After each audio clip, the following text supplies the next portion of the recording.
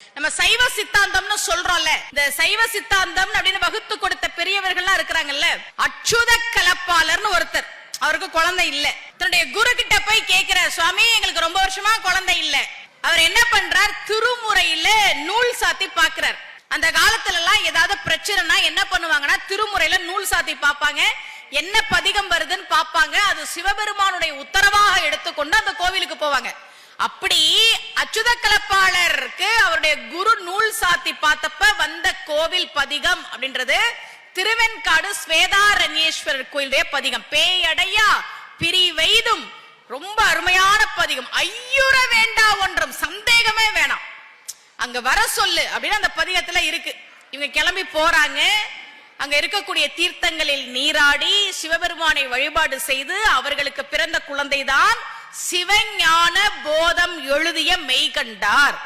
அப்ப குழந்தை சம்பந்தப்பட்ட விஷயங்களுக்கும் பதிகம் இருக்கு, பணம் வேணுமா அதுக்கும் பதிகம் இருக்கு, நகை சேரணுமா அதுக்கும் பதிகம் இருக்கு. ஒன்னே ஒண்ணு, பக்தி